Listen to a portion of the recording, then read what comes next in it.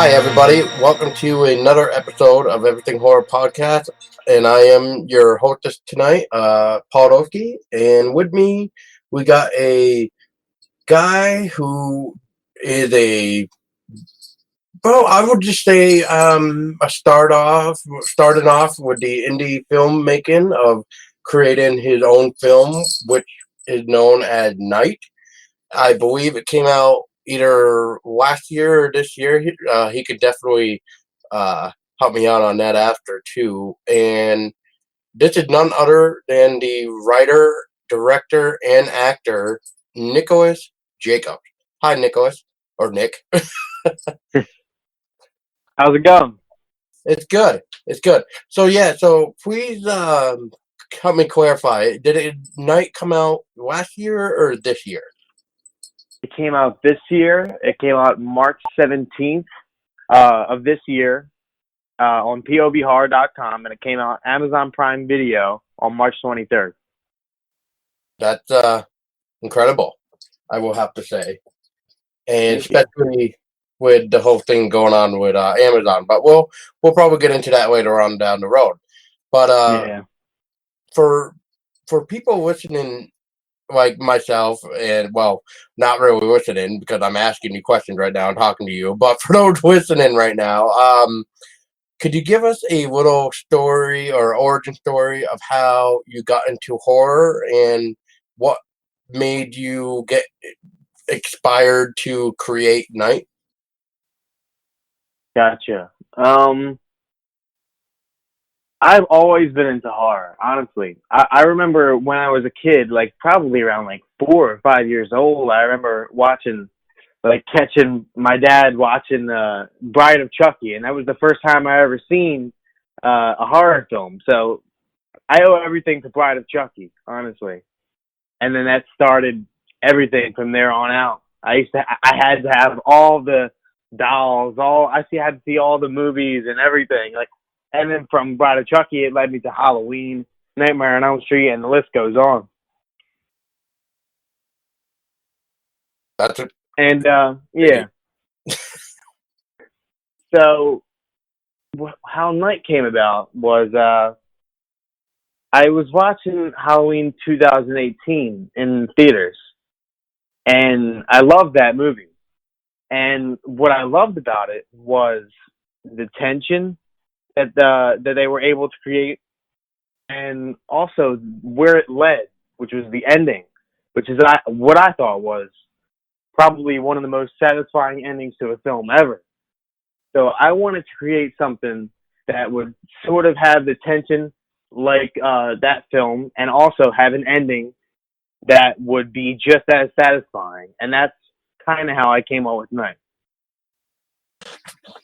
That's crazy. I mean, I guess I wasn't really too much of a great big fan of the new Halloween, unfortunately, just because it reminded me way too much of like what is that, Halloween H2O or something, because it almost seemed it was that, but the joke that I like to say is that it shouldn't have been called Halloween. It should have just been called H4O, because that's what it reminded me of. But that's a very interesting way of inspiring you to create this, especially when we got kind of two different things going on here. Like, it's like, yeah. I mean, yes, yours is kind of like, I guess I would just categorize it as a slasher as well, but like yours is more of a dark web type of feel, which is very interesting. So, but the only catch that I find is that it's like, with dark web, you gotta go to the secret link, and you don't really know if you should be watching this because you might be the next one to be kidnapped to be on the dark web. But with yours, we got you playing the killer, and it's just interesting how now it's more like the dark web, but it's more like live streaming, whatever platform he was live streaming on as well. I mean, for all we know, it could have been like Facebook or Twitch or something.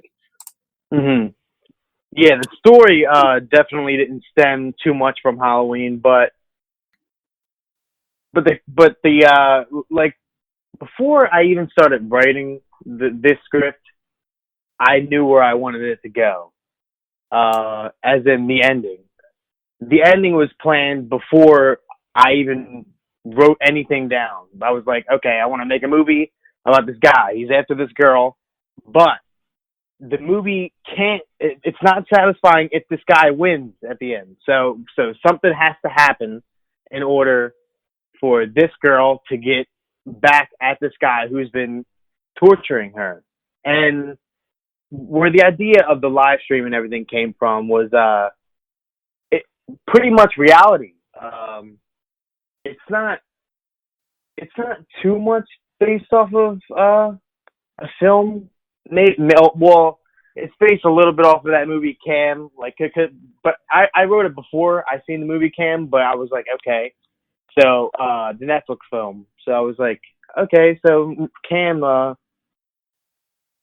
cool, you know. They tapped into the live stream stuff, and they had her responding to these people who are like, well, she's doing this stuff on her own. I don't really think that any of them wanted her to do the crazy shit that she does, but so that kind of helped, and also Hostel, a little bit of Hostel too, like the fact that people are torturing people for money, but it's just a little bit more modern, kind of like a modern Hostel story, I guess you could say. Hmm. That's a lot of inspiration from different, like I said, different type of films. And Hostel Mm-hmm. is a very interesting film as well. Mm-hmm. And speaking of the fact that you said that it kind of was inspired by reality, I did find that interesting because I thought the same thing, especially Mm-hmm. with the things that have been going on with real life, where we probably heard it, where some guy was live streaming on Facebook, and the next thing you know, he ended up gunning down like a couple people, and it took Facebook, I forget how long, 15 minutes or so before they actually shut down the live stream. Now, the reason why I'm bringing this up too is the way I looked at your film Night. It almost acted like you were creating this in a way to.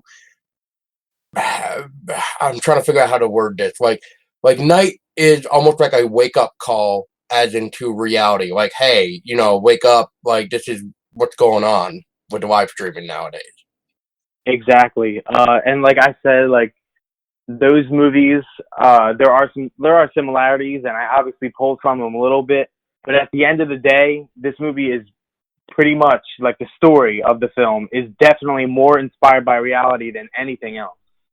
And I definitely wanted to show that, and that's why I had the girl on her phone, glued to our phone throughout the whole opening of the film, because like I'm guilty of that myself, and I actually ran into some crazy situations like a few years ago by just being on my phone and not being aware of my surroundings, and that stuff happens all the time. And I think that society needs to realize that it's not like technology can like it's a great thing, but also it can really hurt us if it's used wrong. Oh yeah, it can be our worst nightmare or enemy, depending on how you look at it. Hmm. Yeah, so I appreciated that, like I said, that like wake up call, like, oh wow, like this guy was stalking her for a good 5 or 10 minutes before the kidnapping occurred, and I believe too she was like not only on her phone, but I believe she was like either listening to music or something, because Yep. she had like headphones in as well. Yeah, she did. Yeah, so like once again, that when you're listening to music or whatever that you're doing, whether it even being talking to somebody, but with those headphones in, you will block out the noises around you, especially when it's late at night. You're in a skeptical area that is known for high crime volumes at night or whatever, and that I think that really showed like somebody could really be stalking you for a good 10 minutes and you won't even realize it because you're too busy on your phone. And once it's over, you're already kidnapped. Or if you are happen to be smart enough to look over your shoulders every 2 seconds to be like, okay, I know I'm listening to something on my headphone, but I need to be aware of my surroundings as well. But in this case, she did not look behind her shoulder. She just kept walking, and it's scary because it can happen in real life where somebody can literally walk down the road and not be seen again because they just, like you said, was paying attention to the phone or whatever. Exactly. And also, I feel like a lot of people nowadays have this. I mean, not always, not only just nowadays. I feel like a lot of people have always been doing this. Is like they would see these crazy things happening on the news or wherever, and they would be like, "Oh yeah, but that's not going to happen to me." They all have that idea, you know. And the fact is, the person usually that it happens to probably said that at one point in time. So it, that's not true, you know. And people need to realize that. Exactly. Exactly. Now, can you give us a little bit of more of what really inspired you to really want to write and act, and to, I know you kind of said direct the film a little bit, but what really what really inspired you besides these movies? Like, what made you just want to go, man, I need to create my own film?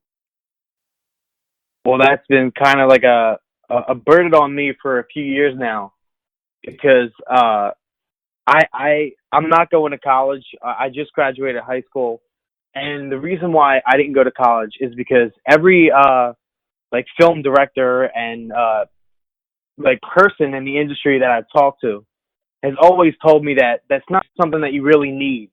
And we're not the richest people in the world, so I didn't want to do that if I didn't have to, you know, because this is what I want to do with my life, and I knew that. So I think it was like a few months after I graduated from high school, I met Bruce Campbell, which is a huge. He's probably the number one inspiration for me in the film industry. And I asked him, I was like, "Hey man, like, what do you think about college? Like, what any advice for college?" And these are his words, not mine. He's told me straight up, "Fuck college," and I was like, "Huh," and and those words really stuck with me because, and then I thought about Bruce's story and how like what they did when they were around my age, which is what they did was him and Sam and Rob Tapper and all the guys. They went to high school and then some of them tried out for college. I mean, but they eventually dropped out and they were like, let's just make our own thing. So that was this is kind of my Evil Dead, in a way. And that's really what inspired me to make this movie. Like if they can do it, then so can I, you know? So that's Yeah. where, that's where that came from. And I'm sorry, what was the other question that you asked me? Just mainly what made you want to act in your own film? Oh well, I'm not actually an actor, so like this movie was just me.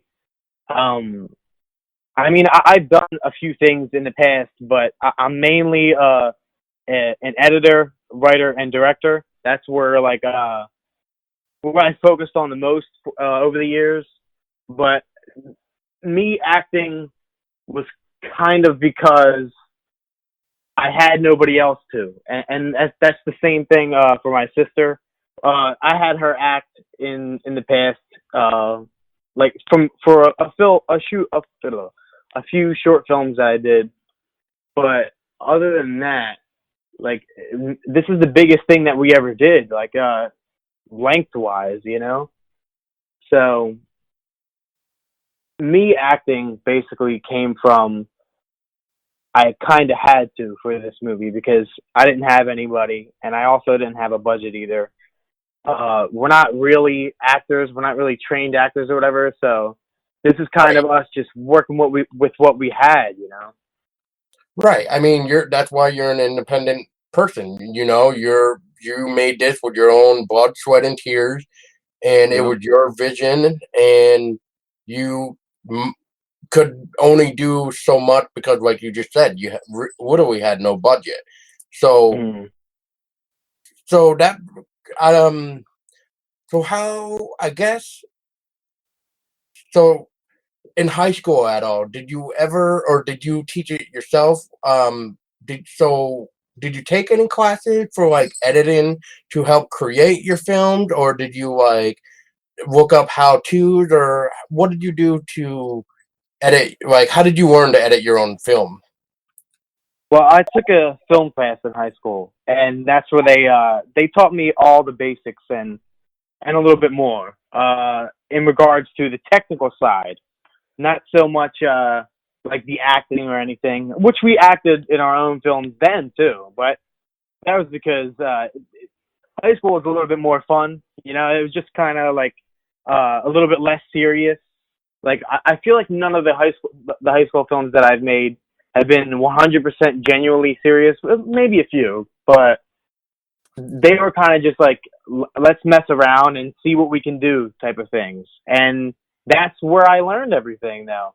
And I never stopped learning. But if it wasn't for high school, then I wouldn't know the basics. Exactly, exactly. And that's funny because, um, back when I used to go to high school, I actually took a digital arts class. I could have taken Mm. a film class, but I almost wanted to do that for my second year actually, because I wanted to Hmm. learn both digital arts and the film, but I never could get into the film class that I was hoping for my second year because of the whole high school credit bullshit thing that you need for Mm. requirements, blah blah blah blah blah blah. But anyway, yeah, I mean, Mm. it was really cool though. Anyway, because I made friends that was from that class, and me and him would like go back and forth because like since I was learning digital art, he needed like a specific like image made, so I was learning the basics for that too, so I was helping him out as much as I could, and if I couldn't do it, then I would have somebody else do it in my class, so it worked Mm. out either way. But yeah, I thought that was kind of funny. Yeah, I mean, so did you have a dream of becoming a filmmaker too? Is that something that you wanted to do, or what's your story? I'm curious now.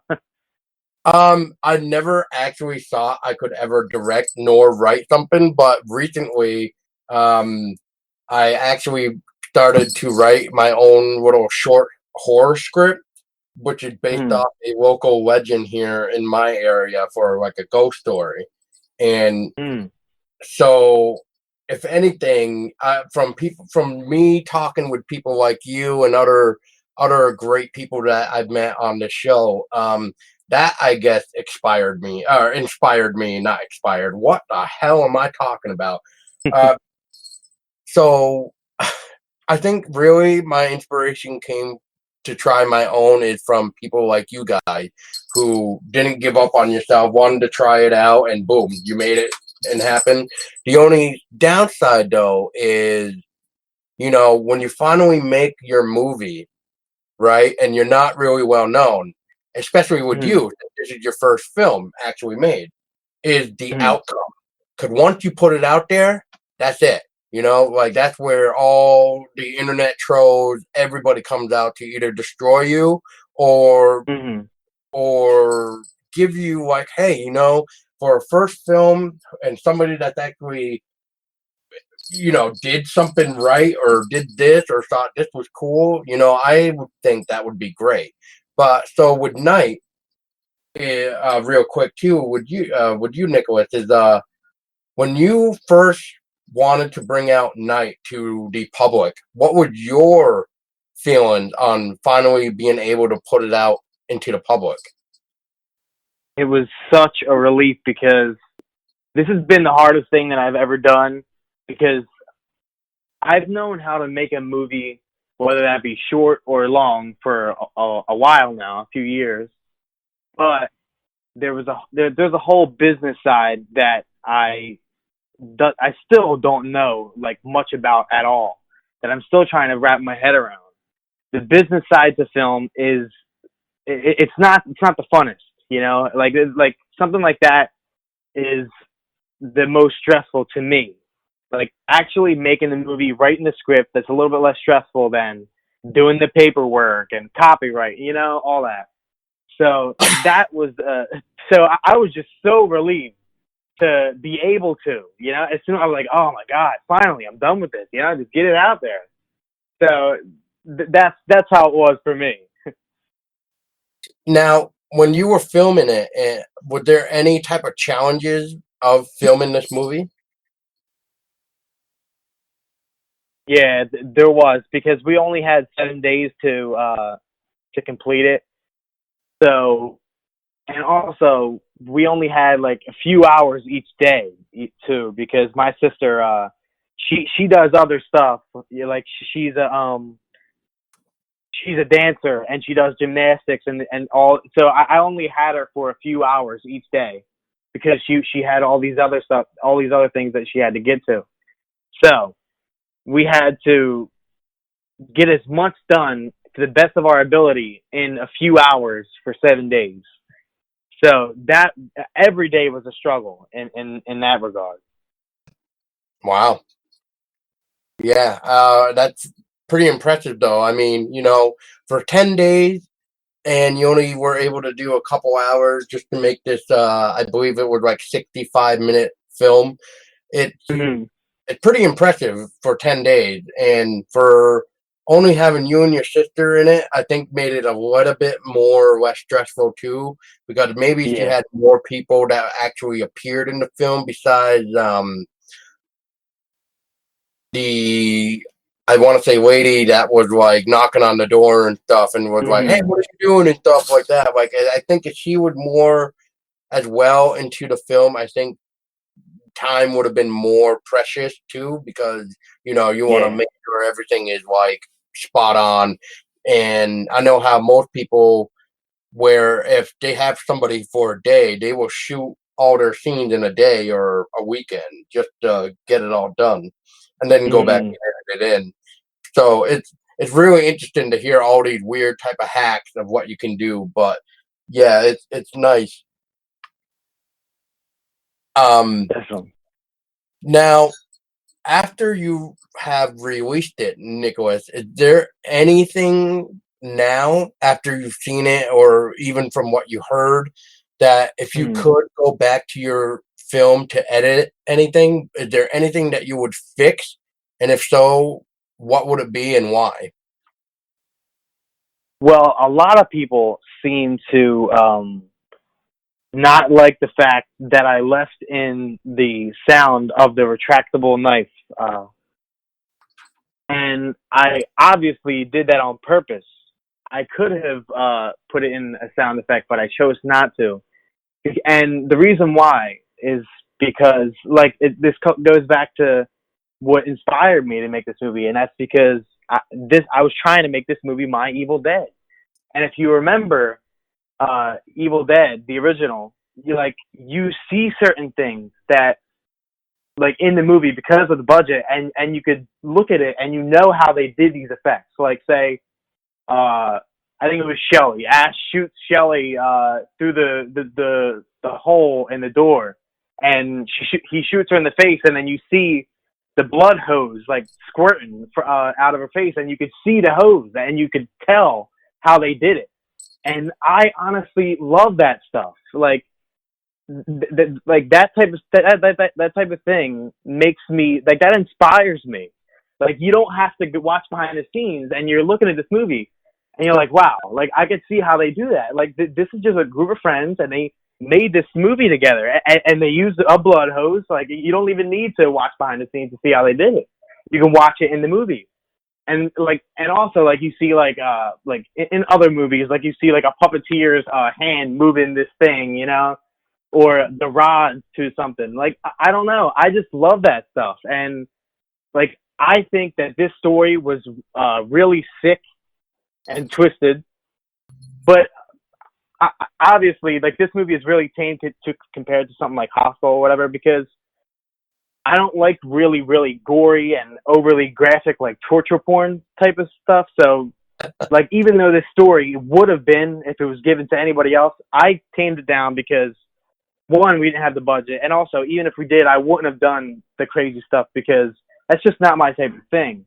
Like, the story is definitely twisted, but I didn't want to go with the over the top torture stuff. And I wanted to be a little bit, I wanted to have these moments that pull the audience out, if you know what I'm trying to say. Like, because at the end of the day, this is a movie. You're not literally watching this girl get tortured. And I think if anybody really will watch a movie where a girl gets tortured and like it, then something's wrong, you know? But especially if it looks real. That's why I wanted it to look fake, at least in certain circumstances, because I wanted that feeling. Well, But no, I wouldn't change it. Good. That's just the way it should be anyways. I mean, like, if you have your mindset on the way you want it, then that's the way it should be. I mean, we get told by internet trolls all the time, well, some people do, that, well, maybe if you did this or maybe if you added this, and it's just like, it's like those people that go to the theater just to get jump scared, if you get what I'm saying. Like, they don't care about the story. They don't care about what's really going on. They're just going there just to get scared. And it's just like, what is going on here? Like, yeah, which I have no jump scares at night, by the way, if you noticed no, that. I didn't want any of that. I want it to be realistic. And that's why I didn't add any music in there either. And there's a lot of takes where it's just like long takes, because I wanted it to feel somewhat like this guy is literally recording this girl, and this is not a movie. But then I also added those little things in there that where you're like, okay, so this is a movie, you know? Right. And it's nice too. The only thing that I found really interesting, and I don't know, it's just because you didn't have the right lighting, but I noticed, like, when the killer was trying to do the live stream, there wasn't really like a light coming from like a screen or something to really show like he was on something. So what was the idea behind that? Why wasn't there like a lit screen, or was it supposed to be there but it was more like a like a dim light, I guess, can I say?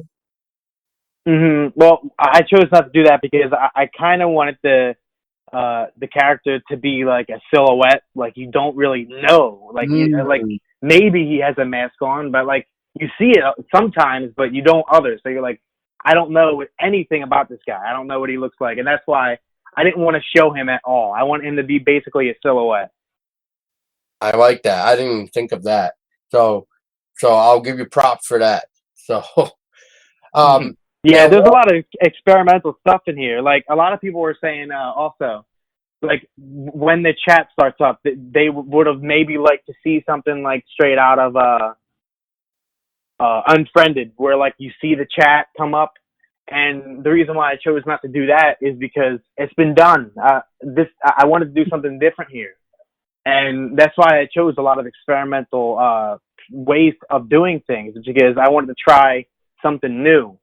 And a lot of people were complaining about the black screen when the girl gets out in the beginning.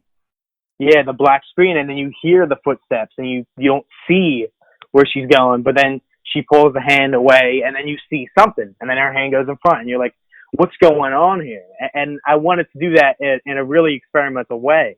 And that's why I think that this movie is definitely not for everybody, because it's so different. I feel like a lot of people aren't, they don't know what they're watching. They don't really know what they're getting into with this one, you know? And I feel like that's probably why.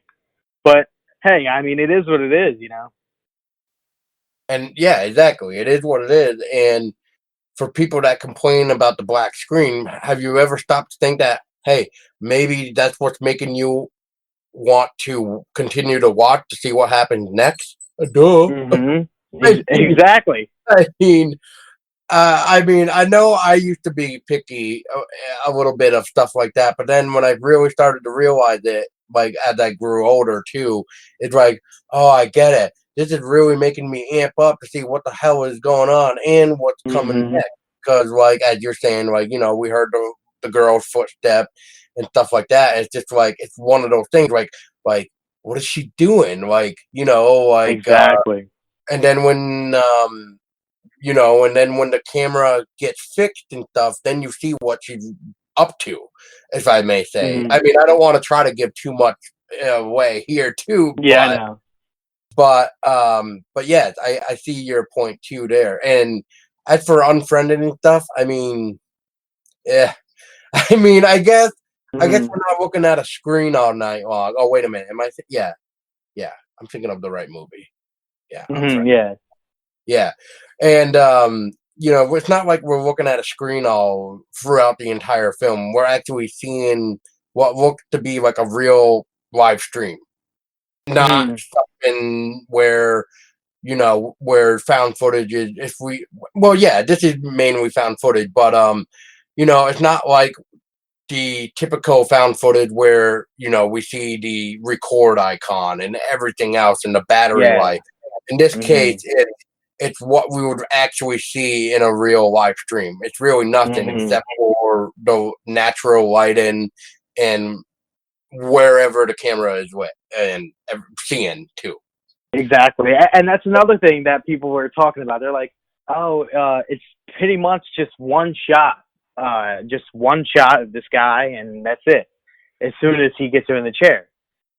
And I was thinking, I was like, well, I mean, yeah, because that's kind of what it is. Like when you're watching a live stream, do they get up and move their camera around, and and also that's another thing about this movie is I'm not the biggest fan of found footage movies, and the reason for it is like I don't like the shaky camera stuff, especially like where like you don't know, you're like, oh, this is hard to watch, you can't focus on anything. So this is my way. Like if I was like, okay, if I'm gonna make a found footage movie, I'm gonna sit the camera down and you're gonna be able to see everything. You're not gonna hide anything here. Hmm. I like that. I like that, and that's interesting. I don't mind some found footage as long as it's done right. But Yeah, otherwise, of course, of course. yeah, but if it is Yeah, always I don't hate it. shaking, yeah, exactly. But if it's always shaking, um, yeah, I don't know. I don't know what to really think about that, except for that. Like, what am I supposed to be watching? Like somebody shaking? Like, I understand if the person's scared or something and they're shaking because they're trying to Yeah, show fear or something. But if it's supposed to be like a normal scene and it's all over the place, then yeah, I mean, I don't. Might need to yeah. go back to redo that. I think. But I But mean, I love the way Paranormal Activity did it. Like through the security cameras. I mean, that was a pretty much static shot too, and that was pretty cool because they weren't really hiding anything from you in that room, at least. I like the which one was it? Number 3, where they put the camera on the fan, the rotating fan. Mm. I really like that. I thought Hmm. that was really cool. And there was another one. Maybe it was the security cameras, but I know the rotating fan one was really, really nice. And I wasn't too pleased with the last one, that's for sure. Um, Hmm. Man, I really think that was it. I think that was like the only type of camera shot I really enjoyed with that rotating fan. Huh. I can't think of anything else. Whoops. Well, oh well. Yeah, I mean at least with Night though, like it's a nice experimental thing. It's not like you said, it's not gonna please everybody. And for those that completely understand the idea, I think are really gonna enjoy it. And Hmm. with that being said, what are your plans with your film Night going forward? So like are you planning on releasing some sort of physical thing or are you keeping it digital? Are we gonna see some sort of like sequel or prequel where we see maybe not prequel but of some sort of sequel where somebody else gets kidnapped in a different way. Yeah. So, what are your future plans with Night? Well, if I ever get to make it, I do actually have an idea for a prequel, actually, and it would kind of tap into the phone call, the character on the phone, which I think Mm, is a really, really interesting story that that character has, and we should really explore that because she knows what he's doing, but she doesn't call the police on him or anything. So, and the reason why, if I ever get to make it, uh, you like in the prequel, you'll see why she can't call the police on him. That's all I'll say with that. ooh, this already sounds good, and I can't wait to hopefully hear that you are making the prequel. It just already sounds really interesting. Now, And, yeah. yeah, and it's one of those things where a lot of people sometimes I say it like, does this film really need a prequel? No, but there's No, not exactly. No. yeah, but then there's somewhere like in this case, I like your idea. Okay, we're gonna see what's going on with the person before this movie of what really Mm-hmm. happened, like you're saying. So I think that works out really well, and it's just like I said before, it's just as long as it's done right, you can pretty much get away with doing it anyway, or like any way possible too, as Mm-hmm. long as it's done right. But Yeah, and I mean, if I never ever get to make it, this film stands on its own. You don't actually need anything else. I feel like, but no, you don't. That's exactly what I yeah, was going to say too. Is like, yeah. even if we don't see anything else, we still have that mystery of, wait a minute, why is she not calling the cops? So Hmm. And you it's can come up with your own scenario of why, as exactly of right now. Yeah. exactly. It allows us to use our own imagination to create our own story of why she cannot call the cops. Yeah, and I love that. I love the mystery. Like that's another thing about like Exactly. the Halloween that I love. Like who is Michael Myers? Nobody really knows. I mean, eventually the sequels you find out exactly who he is, but in the first movie you're like, what the hell is this guy? Like what's going on? And I love that. I love the mystery. Unless you watch Rob Zombie films. Well, I mean the first one I like. I like the like I really like the kid stuff with Loomis. I thought we never seen that before, and I thought that was really cool because it's never been done. We never got to see a young Michael, and I really like that about that movie. Yeah, there was some nice things, but then it kind of ruined the imagination, the mystery behind Michael as well, in a way. I Yeah, but I so mean, I guess he was doing his own Michael. I guess I mean it's a different yeah, Michael. exactly, exactly. Now I know we were just trying to touch on this subject a little bit. Um, Hmm. it's now, as a independent filmmaker, what are your thoughts on like the recent event that went on with Amazon, where they were targeting small people such as yourself and pulling films off of Amazon?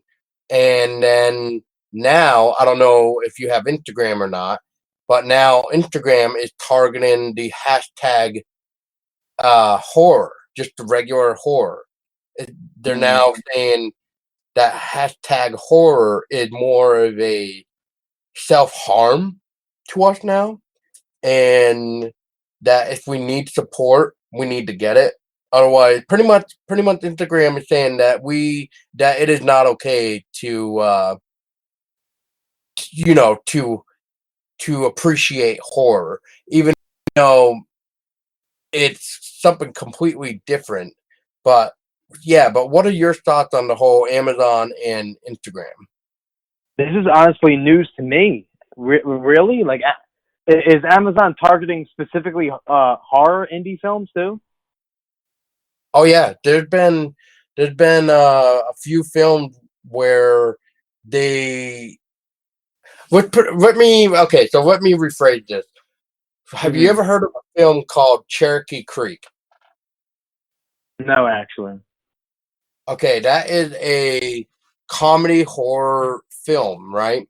That was Hmm. supposed to be released back in December actually right on Christmas Day. Let me just rephrase that too. So right on Christmas Day, it was supposed to come out on Amazon. Amazon did not put it out on Christmas Day, but it was up on everywhere else, which was like iTunes, Google Play, etc., of where it was at the time, like Vudu even. And so for a month later, which now it's January 25th, Cherokee Creek got brought back on Amazon. However, the one thing that I noticed, because I first rented it on iTunes since Amazon didn't have it, and then when it was finally on Amazon, I actually bought the film to help support the indie artist. And the one thing that I noticed right off is if you watch Cherokee Creek on iTunes, it's pretty much the movie that you want, that you should be seeing. However, on Amazon, in order for it to come out on Amazon, they actually had to take out the real beginning and the real ending, which was kidnappers. So, yeah, and then there's other people that have mentioned that their films were on Amazon, and then all of a sudden they got pulled down without any reason, and they didn't even get notified by Amazon that their film got pulled for no reason. And it's really weird because now, after like somebody like me, who's actually been kind of trying to keep it alive, of course, and let people know that this is actually going on, and is that films seem to be coming back up on Amazon that actually have been pulled. And some of the stupid things that I hear and have seen that Amazon has pulled is like they need to take out a specific scene, or this word in the movie title needs to be changed for VOD. But the other weird thing is that the same word that had to be changed is still the same for the DVD, but not VOD. So, do they think that people are going to get offended by these things? That's what is that why you think? Yeah, that's what I think. Like, I don't exactly remember the title, but it was something ass kicker or something like that. Something ass kicker. And that movie got pulled on VOD until the ass had to get changed to butt. So now the something butt kicker. But the DVD still says ass. So how the hell does that work? And wait, Amazon selling the DVD? Yeah, Amazon. I don't know if it's just Prime. I don't know if it's just Instant Video. But yeah, it's their VOD, whether it be in Prime or Instant Video. I'm not quite sure. I think it's really both. I think. But yeah, and then now we got Instagram, where if you search hashtag horror, it gives you like a warning at first. It says something about like what you may seem could inflict like self-harm, and like could even lead to death. So, and if you need help, you need to get support. And then you got two options where you can get support or you can see the post anyways. So it's just like, what the hell is going on with Instagram? So, and now there's talk that people think that because of Instagram targeting just the horror hashtag, they think they're going to go after anything that had the word horror in it now. Yeah, pretty crazy. So this is a really recent thing, huh? Oh yeah. Oh yeah.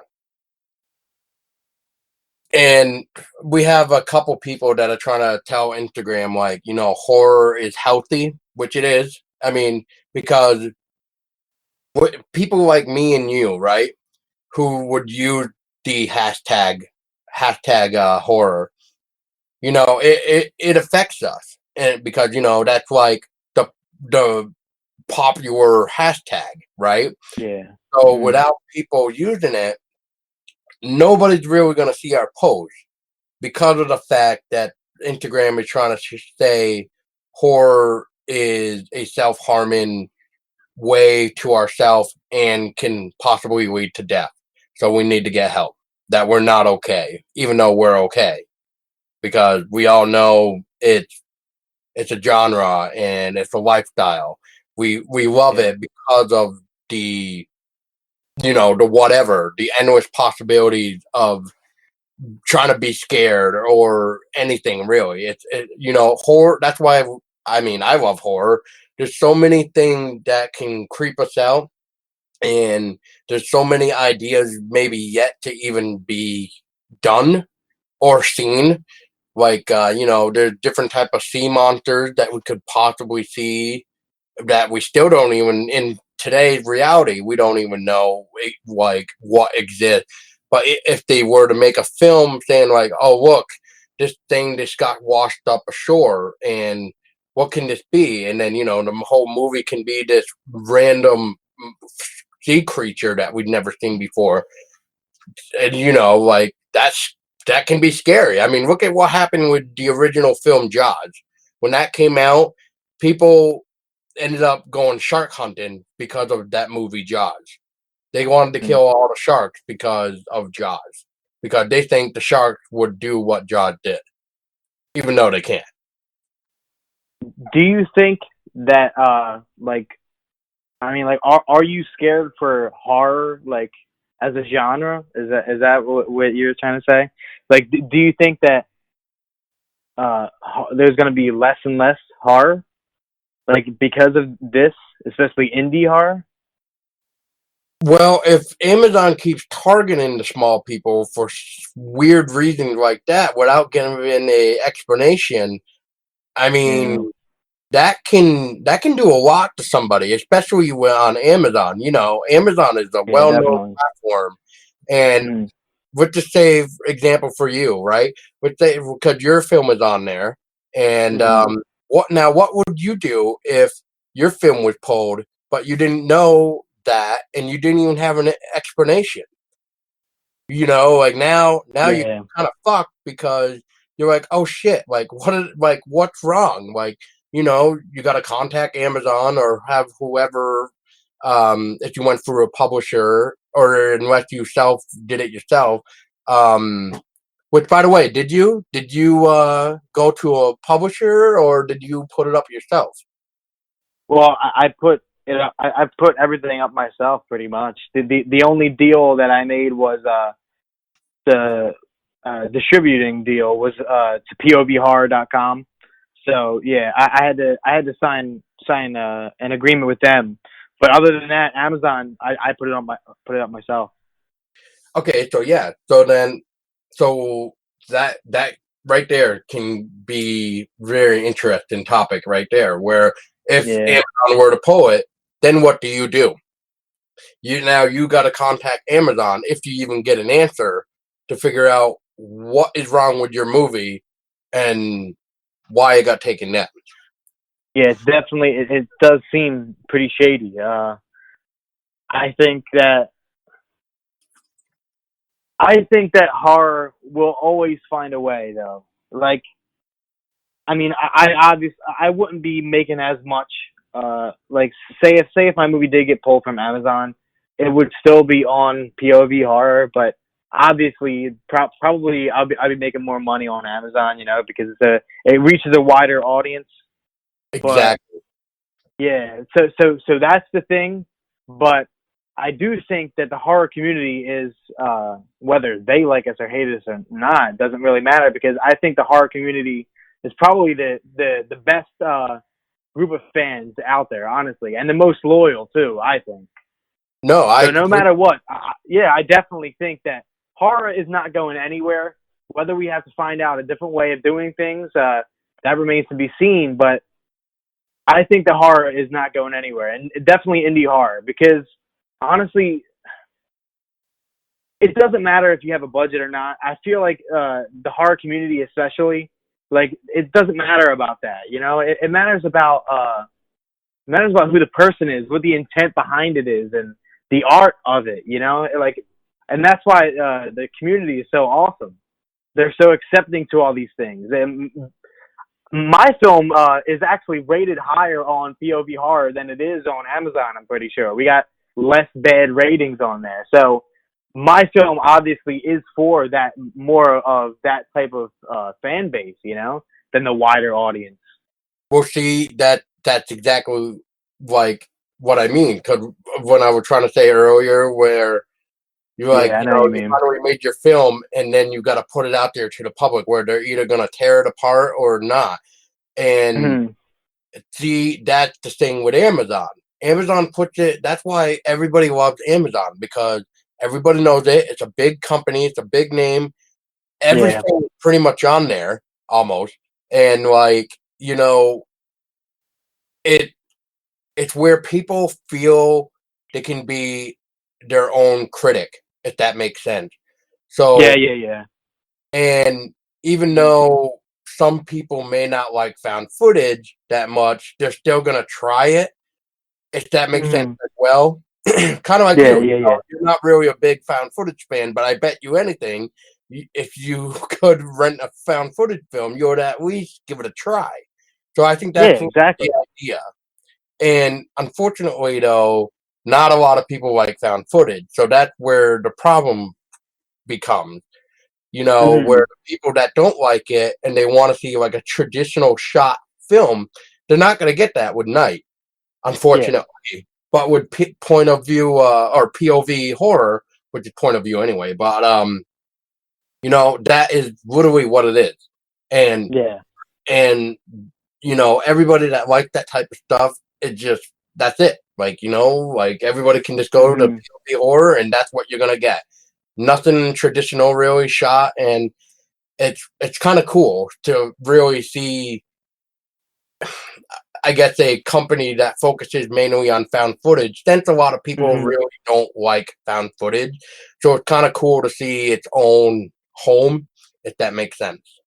Yeah, I know what you mean. And like, well, I didn't know exactly that much about it at first, but once I realized exactly what it was, I definitely wanted to be a part of it. It's really cool. Yeah, exactly. I mean, it's the best place for found footage horror to go on, I think. Hmm. And even though it is subscription based, but at least it all kinds of found footage, and you Yeah, know, it it's a community. POV is like a community that takes the found footage and makes it into a family in a way. So for people that exactly. enjoy found footage, it's their way of saying, "Hey, you may knock on it, but at least we have a home for it." Hmm.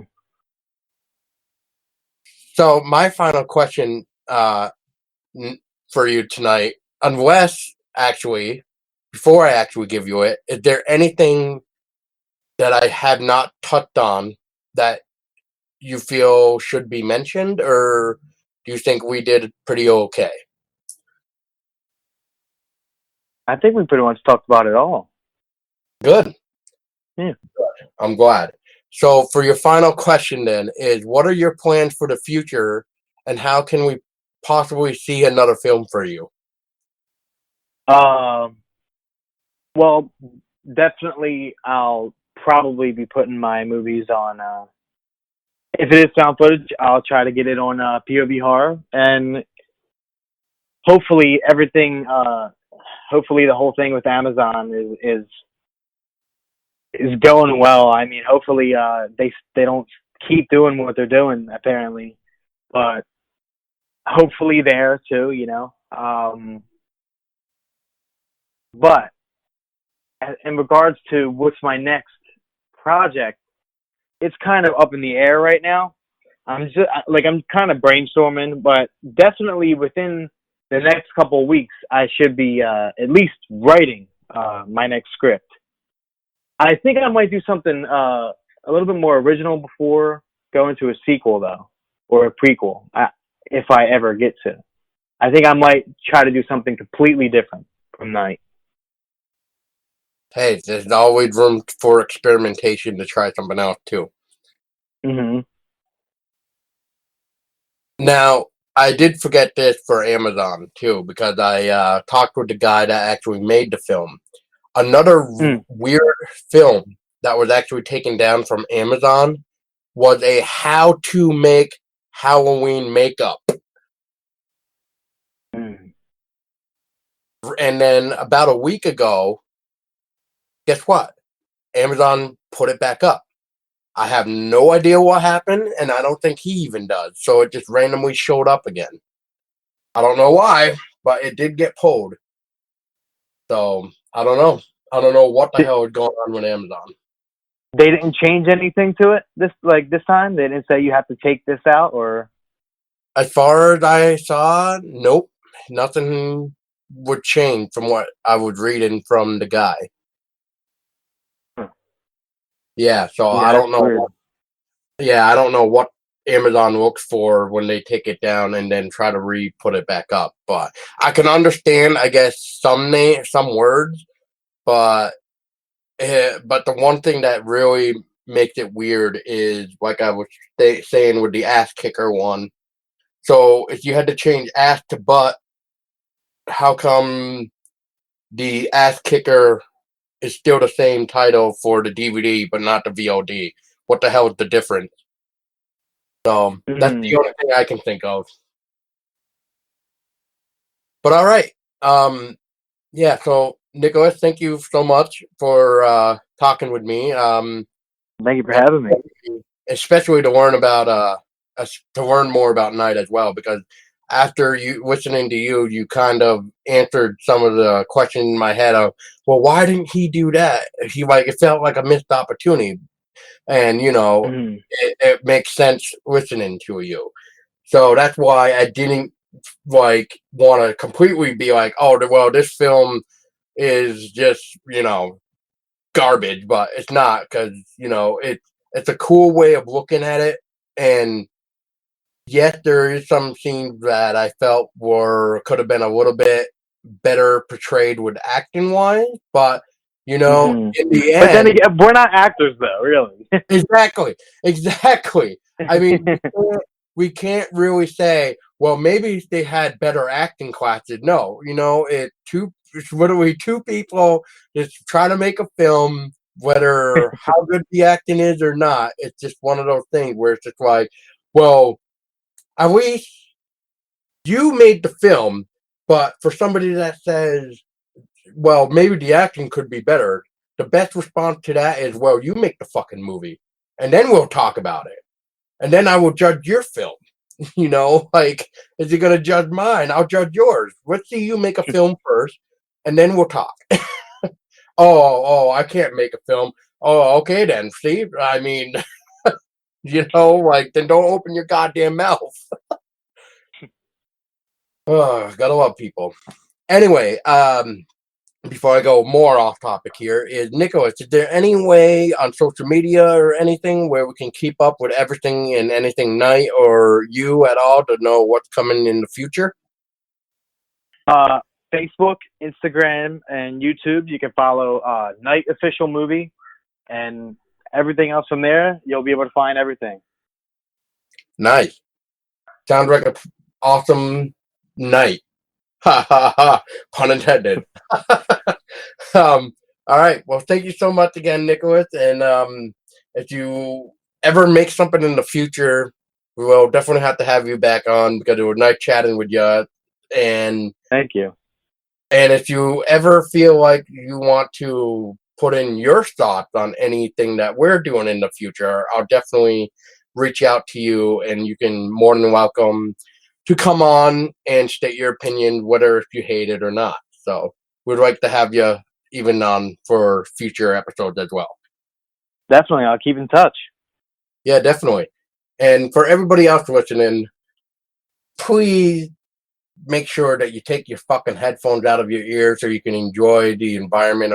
And, I mean, the surroundings. Like, make sure you know that there's not a juicy stalker trying to rub your leg or, make funny faces behind you to kidnap you and then later torture you on a live stream.